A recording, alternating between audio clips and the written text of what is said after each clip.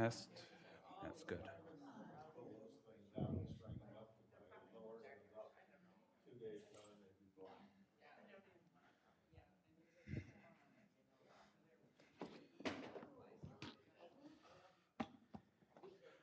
I got it.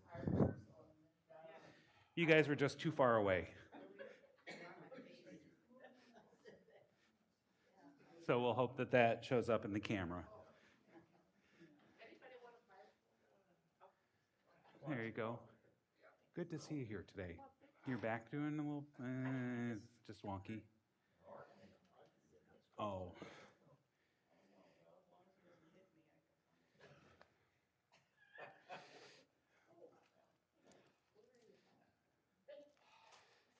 Okay, so friends, I missed last Sunday. It would have been nice to have continued to talk about, the whole travail of Jacob's family and, have time to do more of that. But, it's what it is with when you have funerals, they take precedence. So anyway, so we are here to talk about First Genesis 45, 1 through 15, and then we'll be flipping over to Matthew to look at another passage that's a little bit hard. I mean, it has some really difficult questions involved in it. So as we go there, why don't we start first with prayer? God, we give you thanks that you refresh the earth and water all plants and bring forth new growth. We ask that you do that in our lives in this time, that you water us abundantly with your word, that you give us growth that helps to build up your kingdom, that you find us thirsty and leave us satisfied. Help us in this time to listen for you and how you grow your kingdom in our lives and the world around us. We ask this as all things in Christ's name. And all God's people said, Amen. Okay, so just do a quick little outline before we jump into what we have here. So where we left it off was Jacob had wrestled with the man that was God or an angel or God or an angel, or we're not quite sure, but he was wrestling there, got the new name of Israel, which means struggle or strive with God. And then after that, he actually did meet Esau. Esau decided not to try to kill him and was pleased, and they reconciled to some extent. Jacob resided then in the land that Abraham and his father Isaac had lived, and so they were there, growing in numbers because he already has 11 kids at this point, 11 sons. He has more kids than that, but he has 11 sons, and so this ends up continuing a few family dynamics. I mean, you've never seen multi-family dynamics, have you? You've never seen where something that a grandfather does, father does, and then a child does. No, never happens, right? Well, we have Jacob playing favorites. He has favorites among the wives. You remember, he has 2 wives and 2 concubines, 2 servant girls that were given to the daughters that he's, procreated with and calls those legitimate kids. I mean, there's a strong possibility that there's other kids around, but that aren't considered part of the main family. We don't know. And so there are 11 kids, and he tends to favor the children that are naturally born to Rachel, which are Joseph, and a lot later on, Benjamin. And so he's sent Joseph, so what we read in worship yesterday is Jacob sends Joseph to check in on his brothers, because Joseph has had, a good track record, and Jacob favors him. And Joseph has also said to his brothers, "Yeah, I had this dream about all of you bowing down and serving me." And they're sort of like, "Mm, I don't think so, because we're older and we're better looking and stronger, and and no, that's not going to happen." But so he ends up saying that, and Joseph gets this coat with long sleeves or with many colors. The exact meaning of the Hebrew is unclear, but it's from that we get Joseph and the amazing Technicolor Dreamcoat. That this is some words in Hebrew that don't show up very often, so we don't have context, and they haven't really survived into modern Hebrew. So they're sort of like, is it a coat with long sleeves? Is it a coat with many colors? Yeah. And it just, and so when we read it yesterday in worship, it was a coat with long sleeves. In the King James Version, it's of many colors. So it's not quite clear. But anyway, they get upset, when he comes to check on them, and he's out in the wilderness. And so they were sort of like, hey, we can kill him, and we can leave him so that it looks like it was wild animals that killed him. Well, Reuben says, no, let's put him in a pit and not kill him, and I'll go ahead and rescue him, and then I will become father's favorite because Joseph is father's favorite, and I've saved Joseph. Have we seen any trickery like that before? I mean, it's not like Jacob did that with Esau, was it? Yeah, I mean, I was told by someone sarcasm becomes me. So anyway, so we have this repeat of these sons playing one off of the other for favor, playing tricks to try to get advantage. And then Judah's sort of like, hey, there are these traders. Why don't we just sell him to them so we don't have it, and he's gone and not a problem, and we say he's killed by a wild animal. And so they do. And guess what happens? We know the story that Joseph ended up in Egypt. He ended up working for Potiphar, who was a general, and had dreams, and he interpreted them, and then the wife of the general came on to Joseph, and Joseph was sort of like, no, but the general came in, and she said, he's trying to rape me, and so Joseph got stuck in jail, where he interprets more dreams there, and a cupbearer and or a steward and a baker or something like that come and say, I had these dreams, what does it mean? One of them gets killed, the other one gets back into the favored service of Pharaoh. Pharaoh is having dreams about things, and he doesn't know what to do, and no one can interpret them. And the one that came back into Pharaoh's favor said, hey, there was this guy in prison. He interpreted stuff for me, and so why don't you go ahead and talk to him? And so Joseph, comes and interprets the dreams and says, you're going to have 7 years of plenty, and so you want to store up all kinds of grain and stuff, because after the 7 years of plenty, there's going to be 7 years of famine. And so if you save things up now, you will be in good shape to be able to survive that famine. So Pharaoh believes him and puts him in charge of all that. And so Joseph is doing that, and the famine is widespread. And so people in Canaan, the sons of Israel say, well, we hear that they have extra grain down in Egypt, so let's go and see about trading there and getting some.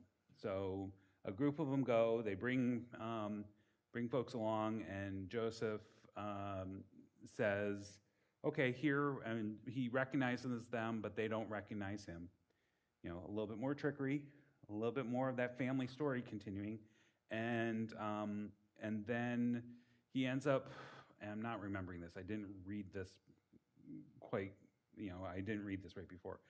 It's either he gives them grain and says, come back later, or he ends up saying, I think it's that gives them grain, says, come back later and bring your youngest brother, who is his, full brother, not half brother. It's bring Benjamin, who's the son of Rachel.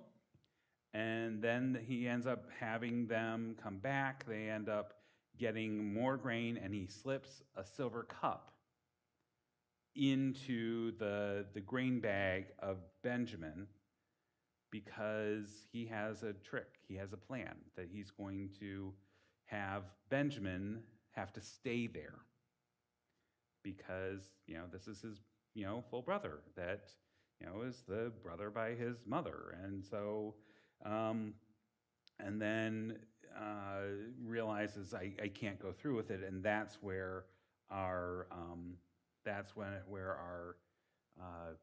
reading picks up today. So, just a little bit of story that we've missed over a long period.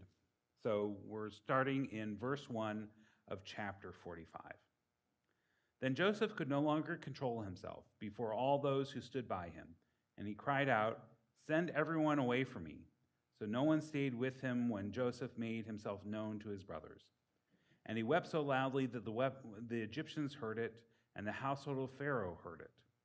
Joseph said to his brothers, "I am Joseph. Is my father still alive?" But his brothers could not answer him, so dismayed were they at his presence. Then Joseph said to his brothers, "Come closer to me." And they came closer. And he said, "I am your brother Joseph, whom you sold into Egypt. And now do not be distressed or angry with yourselves, because you sold me here. For God sent me here before you to preserve life. For the famine has been in the land these 2 years, and there are 5 more years in which there will be neither plowing nor harvest. God sent me before you to preserve for you a remnant on earth, and to keep alive for you many survivors. So it was not you who sent me here, but God. He has made me a father to Pharaoh and lord of all his house and ruler over all the land of Egypt. Hurry and go to my father and say to him, 'Thus says your son Joseph, God has made me lord of all Egypt. Come down to me, do not delay.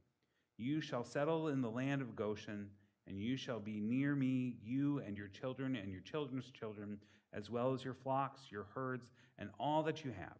I will provide for you there, since there are 5 more years of famine to come, so that you and your household and all that you have will not come to poverty. And now your eyes and the eyes of my brother Benjamin see that it is my own mouth that speaks to you.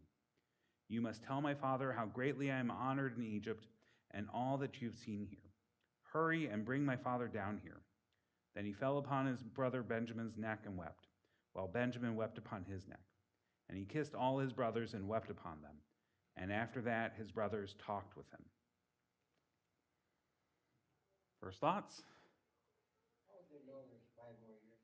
How do they know there's 5 more years of famine? So with Joseph, he has been given the ability to interpret dreams, and Pharaoh had 2 dreams. One of 7 years or 7 ears of grain that were big and fat and plenty, and they were swallowed up by 7 ears of corn of grain that were really thin. And then same thing, 7 cows came up out of the water of the Nile, and they were fat and plump. And then 7 cows came up and ate those other 7 large ones. And so, Joseph interpreted that you're going to have 7 years of plenty, so store up, because there's 7 years of famine coming. And so this is based on Joseph's interpretation of Pharaoh's dreams. So he knows that there's 7 years coming of famine, and it's already been 2 years. Barbara? Why didn't the brothers recognize him? Was it old age or what? Yeah, so why didn't the brothers recognize him? Well, it's been at least 9 years. And so he was a teenager when he left.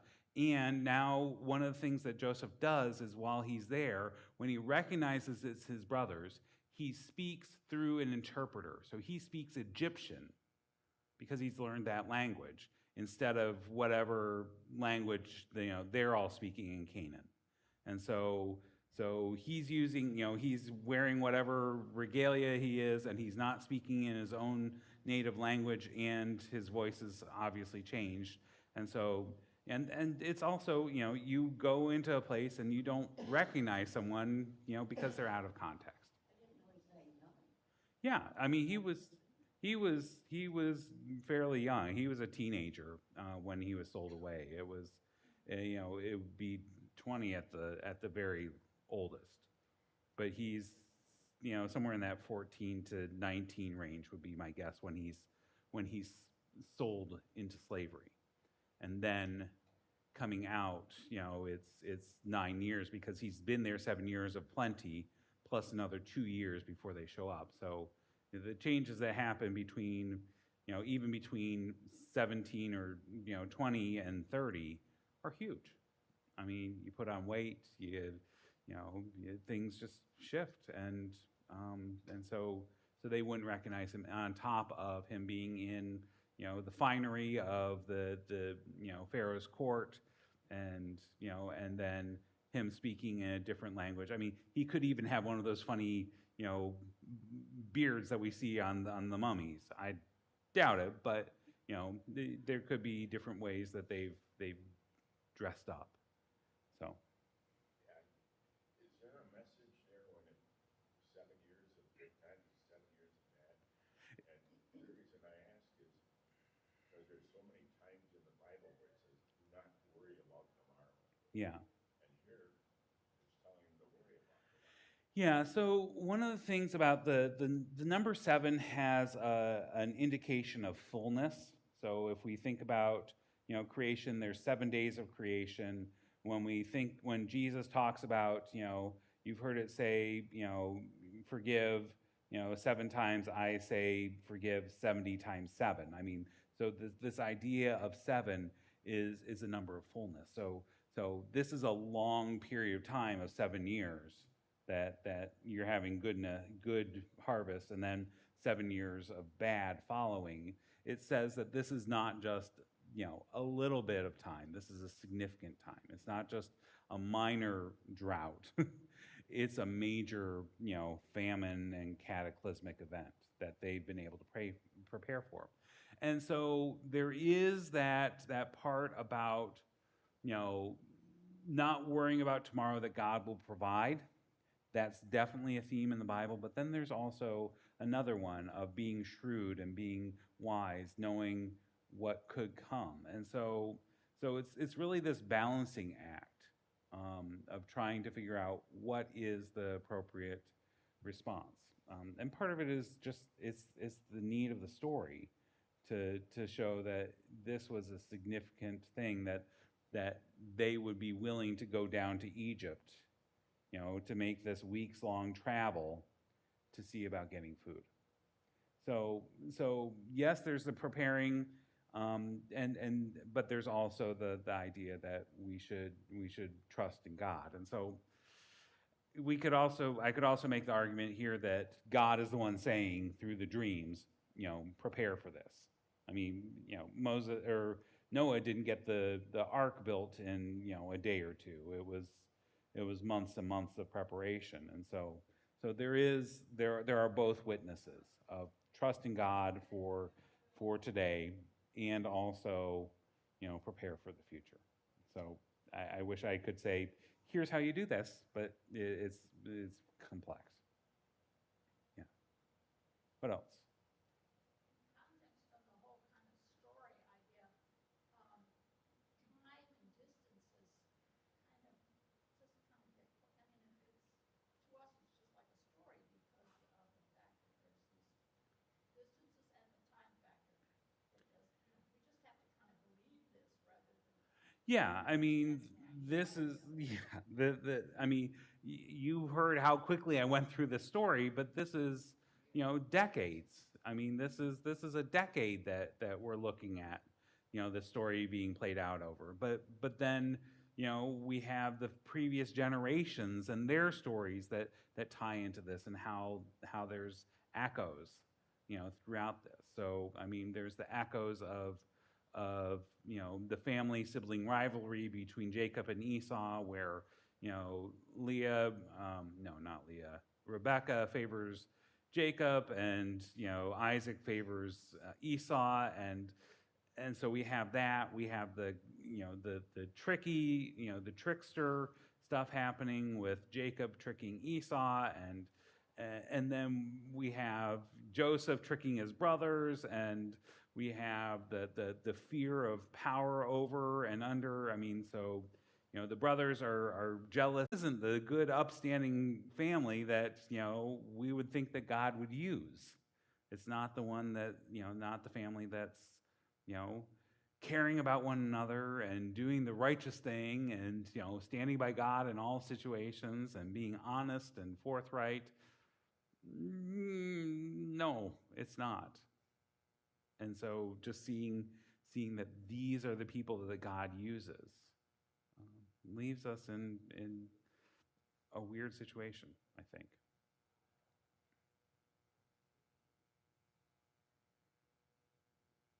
What else?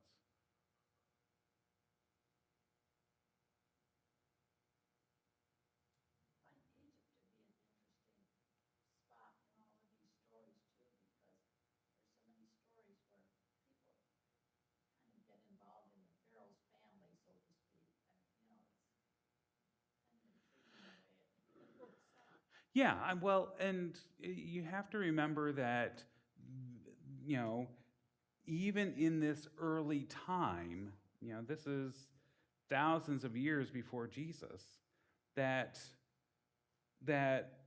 Egypt is already a military and cultural powerhouse. This goes east towards modern day Israel and further into Babylon, because going west you hit the Sahara, you hit the desert, and so while you can be on the sea, they tend to be more focused towards the east, and so Egypt does play a large role, and and in the story of the people of Israel, they have the Exodus from Egypt that we'll be talking about, in September.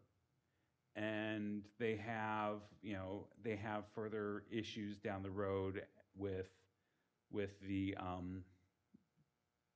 Babylonian exile, where they're trying to play geopolitical games, where Egypt is one of the powers and Babylon is the other, and they end up playing incorrectly and losing. Because the Babylonians finally say that's it, and they come in and knock heads.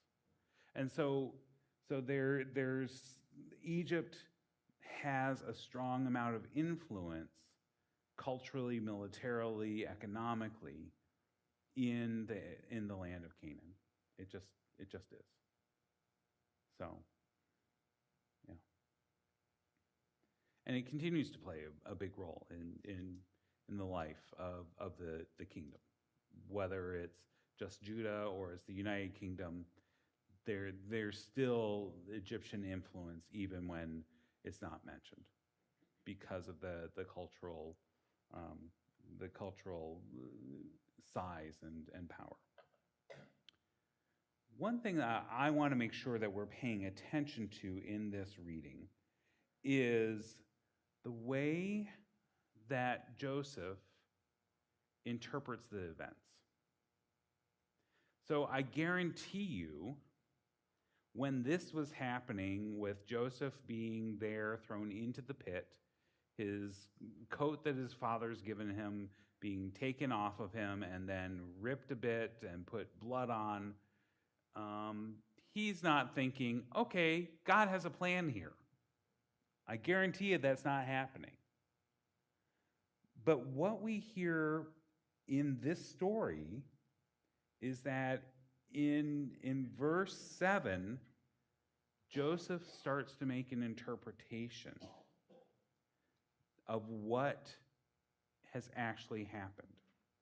God sent me before you to preserve you for you a remnant on earth and to keep you alive from any survivors. So it was not you who sent me here, but God. And so I think this is really an interesting thing to look at, because how many of us have had bad situations happen, and in the moment, they're terrible. They hurt immensely. And then we have some time to reflect, 9 years, and are able to say, oh, well, maybe there was some good that came out of it. It doesn't erase the pain of your brothers selling you into slavery. It doesn't erase the uncertainty of, being in jail. But it does help change the way that Joseph responds to the pain and suffering that he's had. Because instead of being bitter and angry and saying, okay, you all can just go, starve to death, I don't care, he's been able to move to forgiveness. He's been able to move to a point that, okay, this story isn't what it looks like on the surface. He sees a deeper meaning. How does that sit with your guys' lives? Are there places that you've had that experience where something bad has happened and you can sit with it for a while and suddenly, oh, there's actually some good out of this? Well, you mature a little. As you mature? As you mature, you realize, and I've been through things that, and he realized it wasn't real. He should have done to tell his brothers how he'd be someday. Yeah. At that time. Naturally, they wouldn't have liked it. Yeah. I mean, he wasn't reading the room. No. Hey, you all are going to bow down to me. You really think that's a good idea? Yeah. So there's a little bit of maturity. Other things?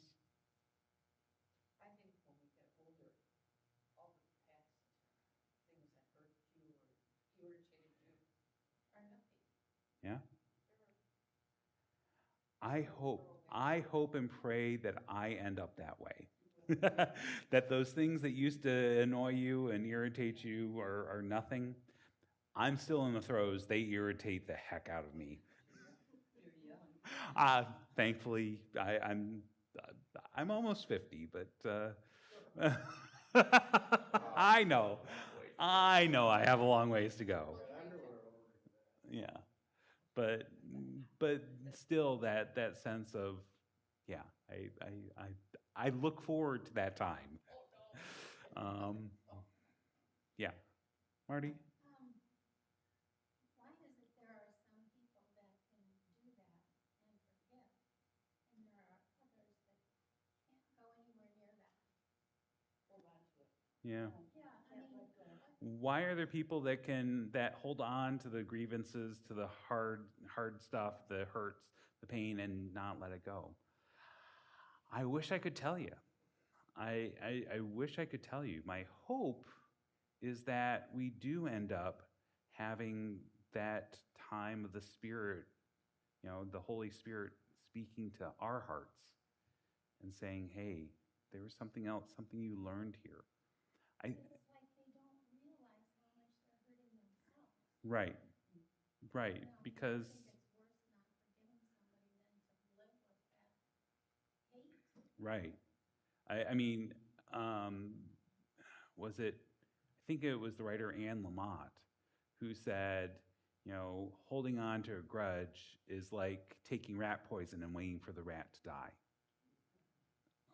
That it doesn't, the person that you're holding against, it doesn't really affect that much, but it affects you. And so yeah, there is definitely that sense that holding on to this and not being able to let go is something that poisons ourselves. But there's also a lot of fear in doing that, and there's a sense of power that people can get when they hold on to the grudges. And that may not be the best thing. I mean, holding on to power that way is a false power. Exactly, because you're really not harming the person. Right. Are hating. I mean, Right.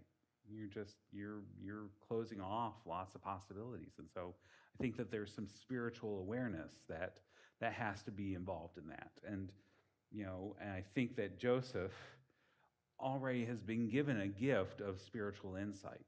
I mean, that he's enabled to interpret these dreams and see what's coming, I think, predisposes him to seeing, okay, God's doing something else here. And I'm not saying that, in our lives, those bad things are God doing something good for us, in the future. But I do think that we're able to see where God has come into those hard spots and given some blessing even with the hard stuff. I mean, it's sort of like the first church I served. I was sort of like, okay, we're here in Wisconsin because Tracy had the job with, it was Wheaton Franciscan at that time. And there were 3 churches that were looking for someone at that point. One that was downtown that I could not work with. It was I felt like I would have to wear a straitjacket. It was too prim and proper. Another one that was in Racine that was in real hard straits, and it wasn't a spot for me to start off with. And there was another one that was looking for something part-time out in Whitewater. I mean, which was 63 miles one way. And I was sort of like, okay, well, I might as well put stuff in there to see what happens at that church in Whitewater.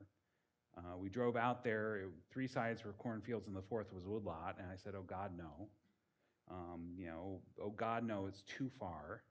And then we got in, they said, well, let's go ahead and talk. And they weren't quite ready for me when I showed up, so they had me wait in the sanctuary while they were downstairs in the basement. And the sanctuary had pink wallpaper on the walls. And I said, oh, God, no. And then I sat down with people, and it was sort of like, oh, God, yes. And I was with them for 8 years. And they taught me so much. And because I was part-time there, I was able to do some of my previous profession of landscape architecture on the side to help bring in income. Then I was able to become stated clerk of the presbytery because I had this extra time. I was able to serve another congregation and help them merge in a UCC and a Presbyterian church together.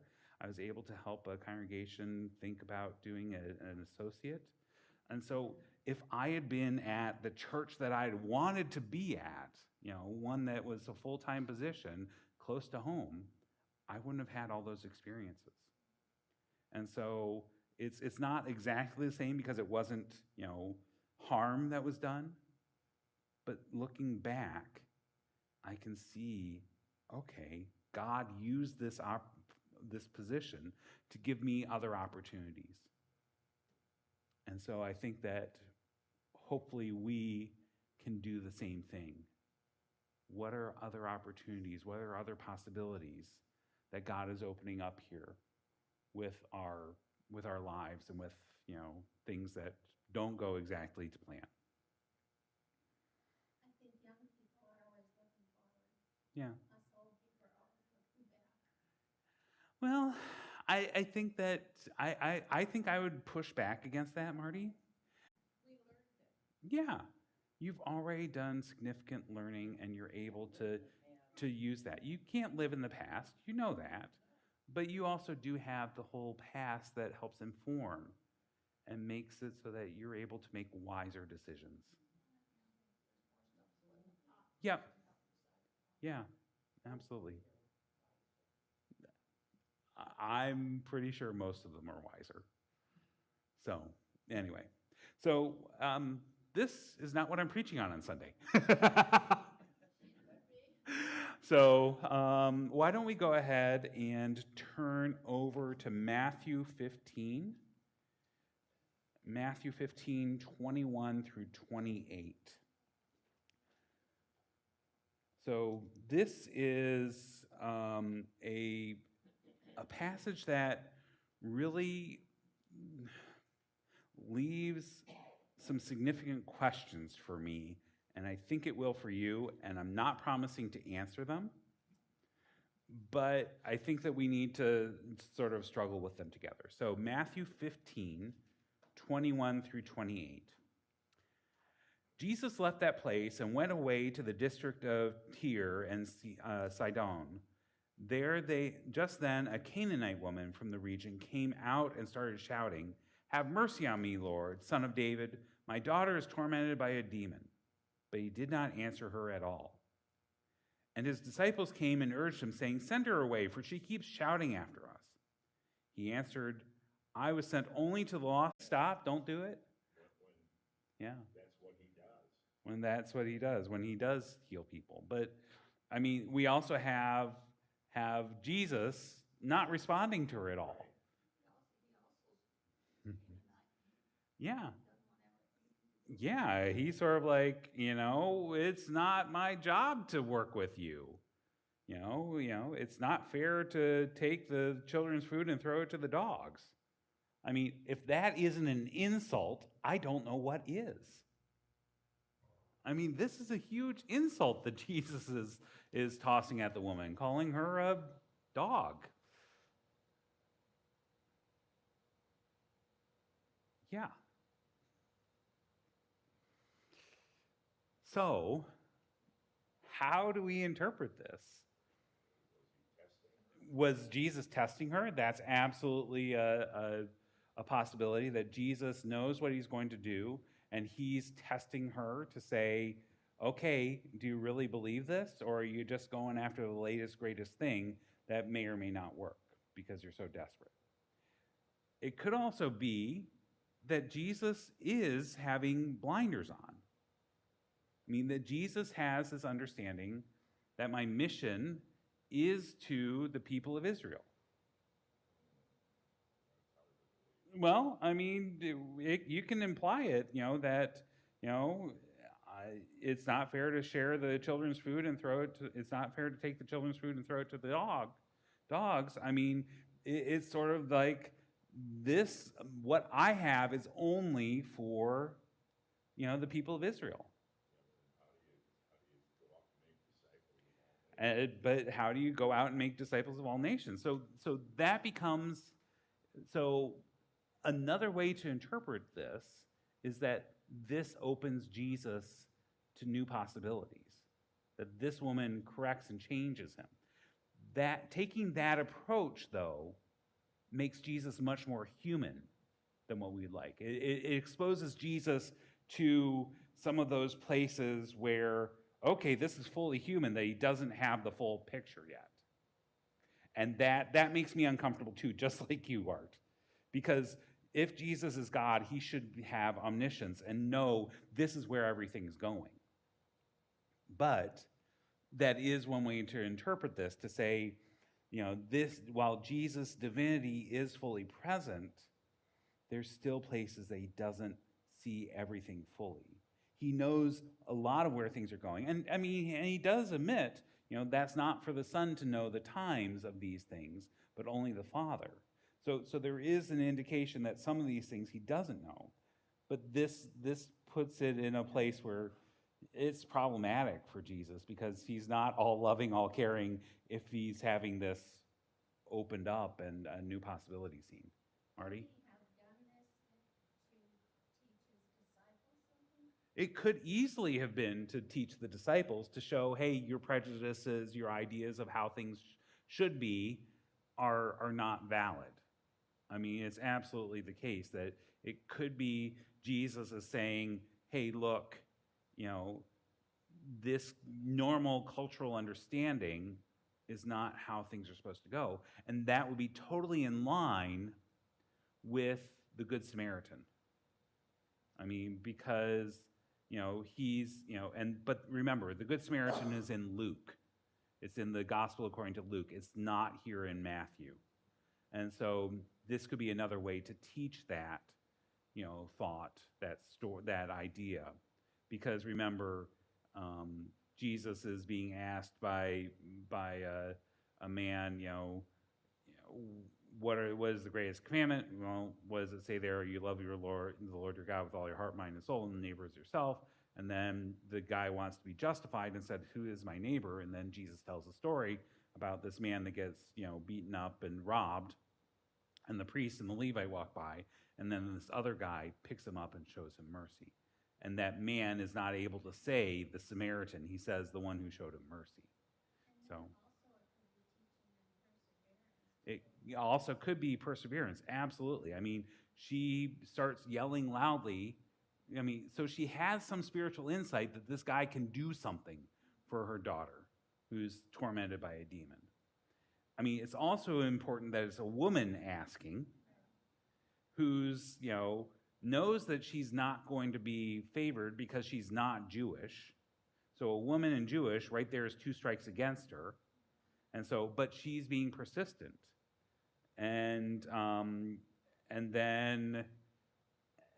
so the question is this a lesson about, is this a lesson about Jesus having his vision open wider? Is it a lesson about, faithfulness? Is it a lesson about persistence? Is it a lesson about having better views of, everyone being included in the promises of the Messiah? There's nothing clear about that. I mean, there's all this muddy stuff in there. And that's why I find it so interesting. Yeah, Marty. But the apostles are there. Yeah. And that is something that is going to impress them when they become disciples of Christ after he's gone. Right. When they become, the apostles, the leaders of the church, the leaders of the movement, this is going to stick with them as they're starting to move out, to go and make disciples of all nations. And it's Peter who ends up saying, yeah, what God has called, sacred, we should not call profane, thinking about Peter and the vision of the sheet coming down with the food that's unclean by Jewish law and being told to eat. And he's sort of like, no. And then God says, yes, you eat, because I'm calling this sacred. And so this becomes an important text from the Matthew perspective to say, yes, it's all people, not just people who are Jewish. So it says here that, or Jesus said to his disciples, I was sent here only to, let's see how I want to read this. I was sent here for the lost sheep of the house of Israel. Right. Was she considered a lost sheep of the house of Israel? No, she would not be considered a lost sheep of the house of Israel, because from the people of Israel, the Canaanites were not part of that. I mean, if we go back to the time after the Exodus from Egypt, the Israelites went from Egypt through the Sinai Desert for 40 years and then eventually came into the land of Canaan, which they conquered. And there are multiple people, the Hittites, the Jebusites, the Perizzites, but the Canaanites were one of them. And so this is being very clear. Now, likely it could be more Samaritan in the view, but Matthew says specifically that she's Canaanite, which means that there is not a connection to the house of Israel. Now, for Samaritans, there is a tangential connection, but they were part of the tribes that were the northern kingdom that was conquered earlier by the Assyrians and then became integrated in, and they still worshiped God, but they went to a different place and they had incorporated some of the Assyrian gods into it. So that's why the people of Judah looked at them as half-breeds, that they had the truth, but they no longer did. Art? Isn't there a story in the Bible about persistence, where you should ask and keep asking and keep asking? Yes, absolutely. There are parables that Jesus tells, stories that Jesus tells about prayer, that, if you have a friend come at night, you go to your neighbor's house and you knock and knock and knock, and he says, go away. But if you keep on persisting, eventually he'll get up to give you the bread to shut you up. I mean, that's exactly what Jesus says. And so he says, shouldn't you be as persistent with God in prayer?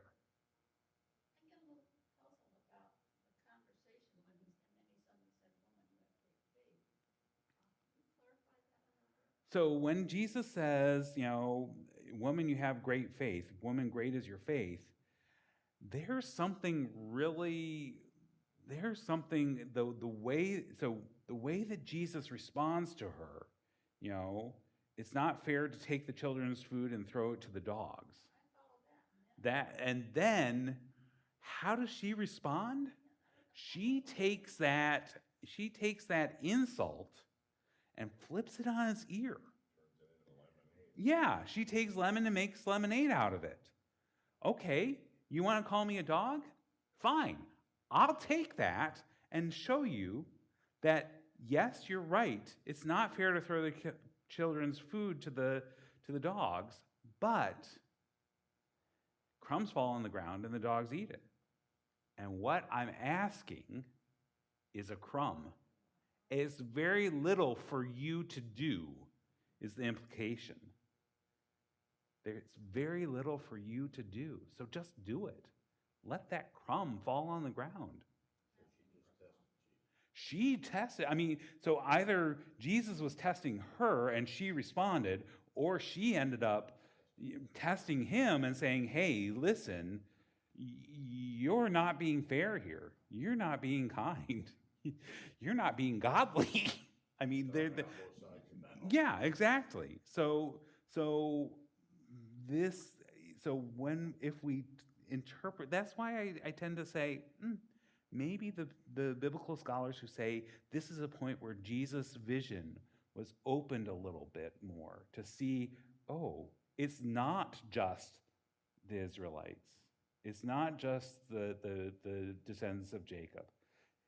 It has some merit there because it feels like that sentence that woman speaks has some venom to it. It has some real punch. And Jesus responds, whoa, great is your faith. Let it be done for you as you wish. Yeah. I get it. You're gonna have a hard time selling that. I know. Because I have a hard time buying it too.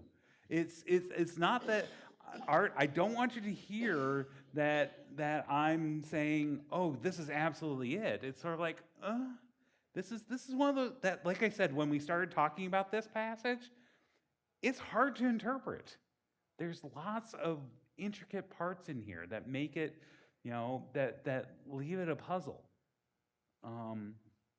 And so, yeah, we can talk about it as, well, Jesus was challenging her and testing her faith. Yes, we can say that. And something about it feels a little bit more than that. Natalie? To heal people. Right. And a lot of miracles Yeah. right after that. Yep.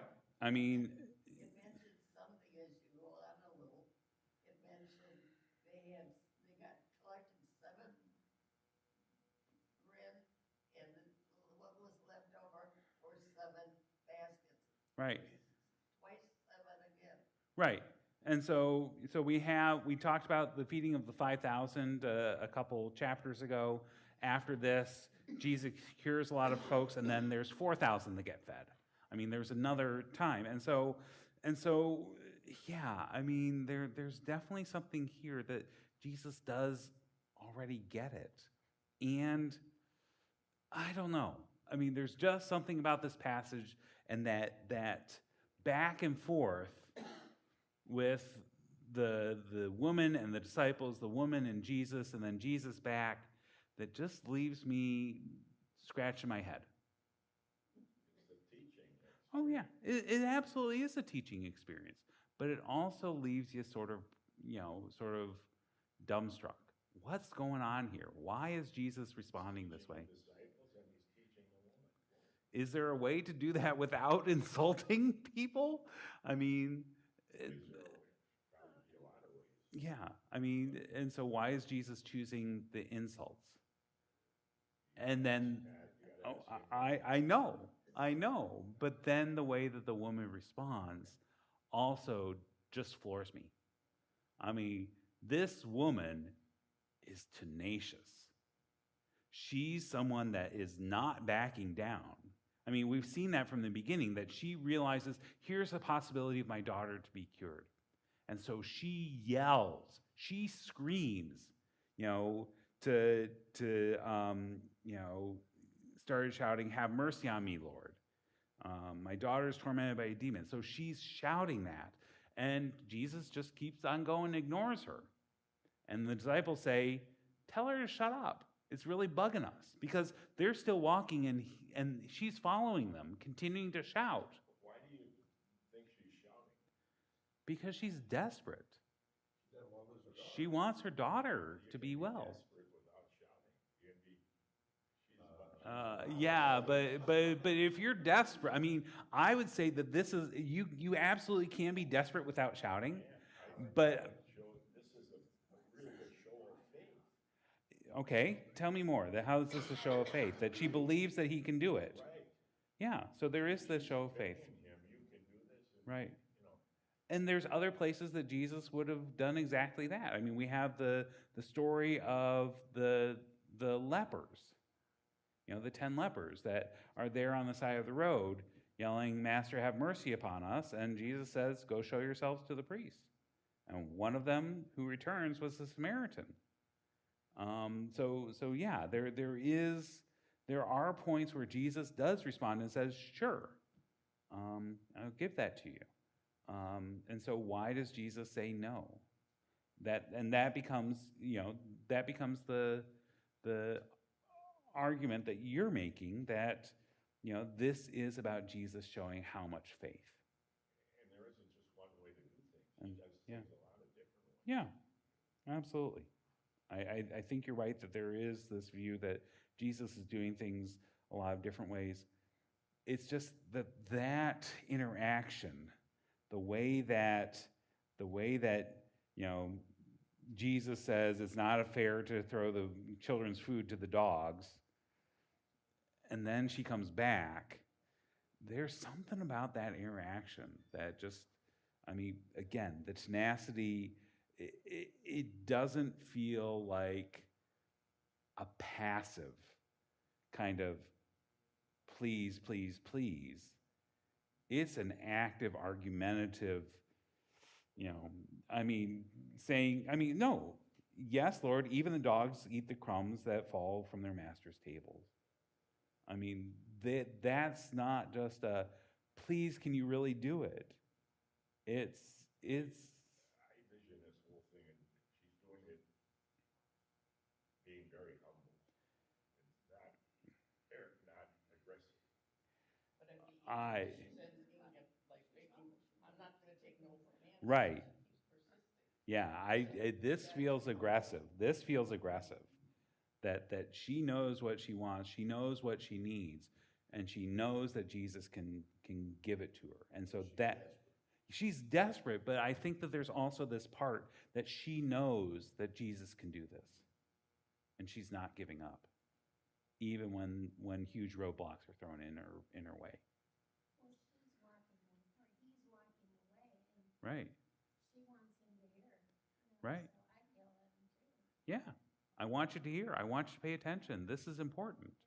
I mean, who of us hasn't had prayers that are like, "God, listen to me now"? Sometimes we have to shout. Absolutely. And it may not be because God isn't listening, but it's because our need to feel heard. So,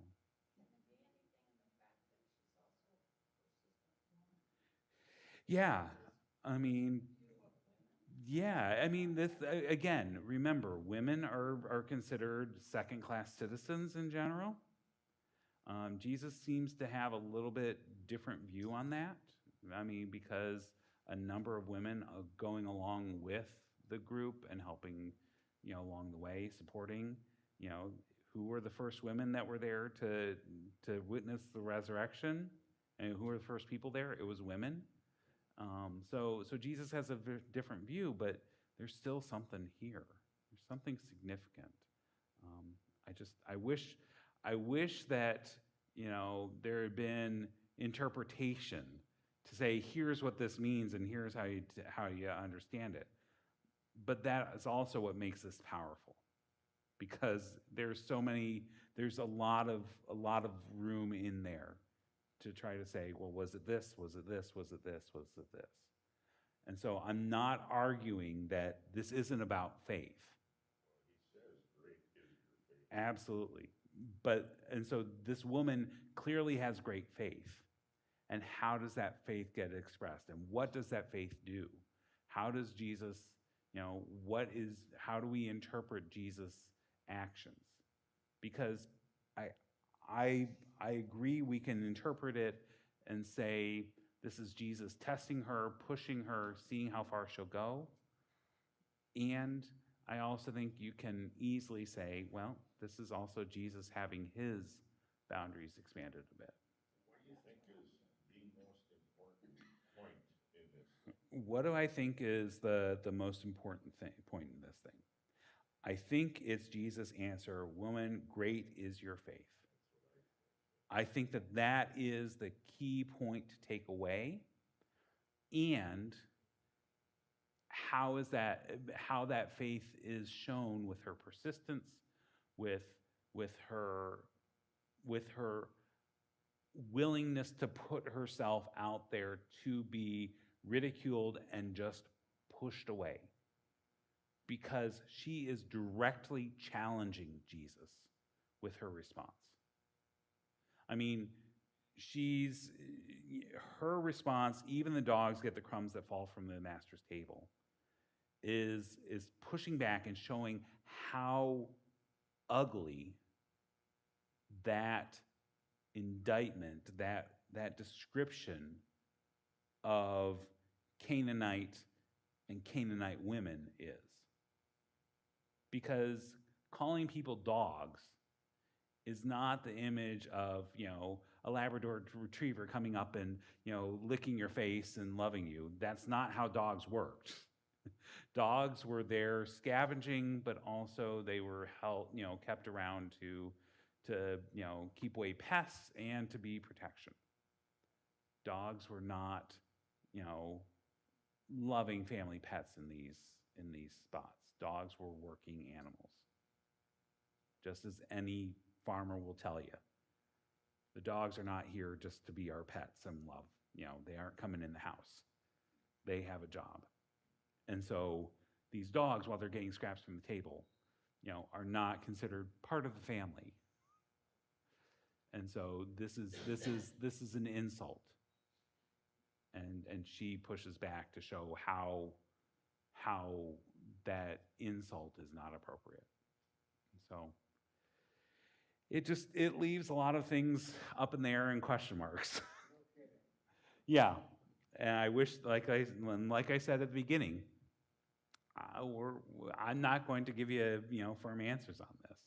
There's lots of interpretations, but yeah, I'm interested to see what I come up with for Sunday too, because I haven't preached on this passage in quite a while, and in fact, I don't think I ever have preached on this passage. I've avoided it, and enjoyed preaching on the Joseph story. Yeah, let's see what I can do with it. So anyway, we are actually at time, and so why don't we call it good at that point without any resolution, but have our benediction. May the Lord watch between me and thee while we are absent one from the other. Thank you, friends. Really appreciate it.